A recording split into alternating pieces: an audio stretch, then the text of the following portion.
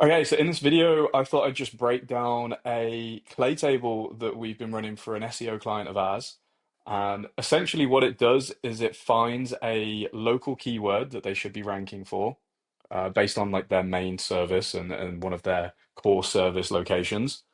It then takes that keyword, plugs it into Google, does the search, sees where they're ranking within that search, and if they aren't showing up as the first position, then it spits out the competitor or a competitor that's sitting above them.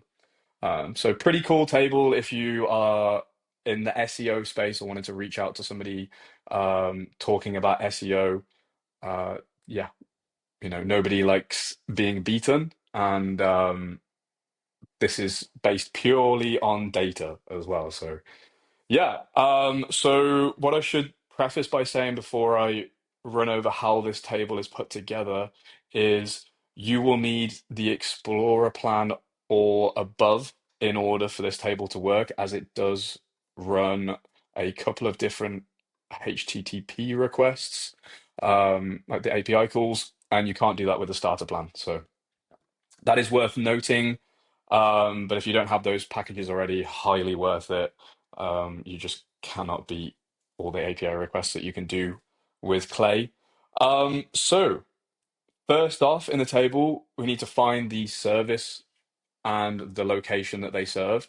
So the first Clayagent prompt visits the company's website and just outputs the main service that that company offers. Now, obviously, a lot of local businesses will have loads of different services. So you could run a series of prompts here and find all their different services and then do each service for each of their locations as well and get like a complete profile if you wanted to, but just keeping it simple here.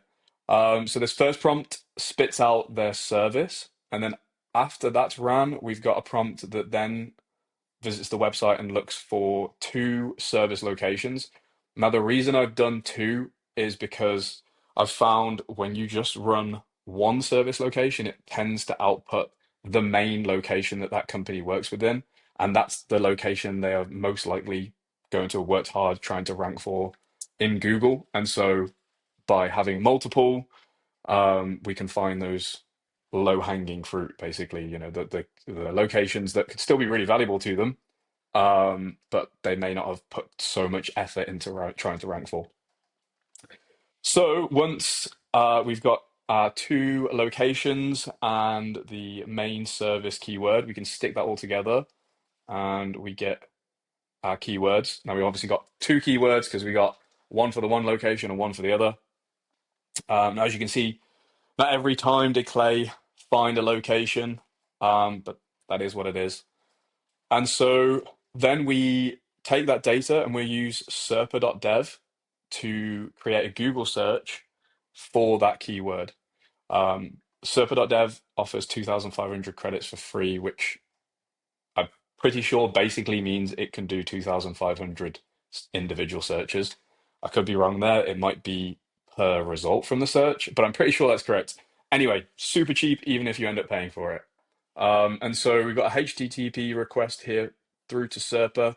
I don't want to scroll any further because that shows my API key. Um, but uh, yeah, let me pause it. I'll delete my API key and then I can show you what it looks like. Okay, yeah, I'm not having you steal that. So super simple. We got the query, which is the keyword. Then the language, which is English. I put the global location as the United States because all these companies we're reaching out to are in the States. Just avoids any chance of, for example, here, plumbing services in Birmingham. There is a Birmingham in the UK. Lovely place. And so you don't want it to accidentally prioritize one country over another. Uh, this is the cap on how many results it'll output. 10 is the same as what one singular page would do, but as just extra protection, I've also put one page there. And so then you get these outputs, which are all the organic results, as you can see here.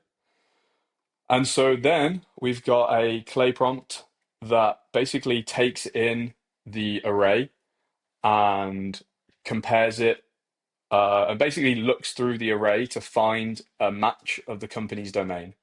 And we've also given it the company's company name as a fallback, but the domain does the job almost every time.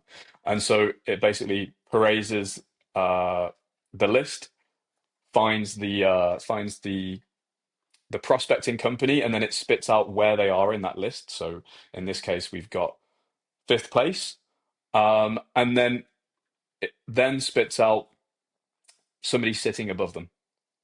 And so as you can see here, this company is sat at second position, so we can double check that. One, two, there you go. Latter and fifth will be fourth, which is Rotaroo or Ro I'm not even gonna I'm not even gonna attempt that again. There we go. Anyway, as you can see, it's all correct. And so once you've got this data, if if it will basically spit out the competitor, um, and then at the very end here, so long as the competitor is above the client or the prospect, should we say, then it will spit out the competitor in this formula here, and it will spit out the service location. And we've just got this whole thing repeating again then for the second keyword set, which is for the other location that we found here. So location one, location two. Um, and this formula here basically just prioritizes. So whichever one is sitting higher, it will show for. And that is it. That's the entire table. So what I'll do is I'll turn this into a template as well. And then if anybody doesn't want to build it themselves, you can obviously just download the template, save you a good chunk of time.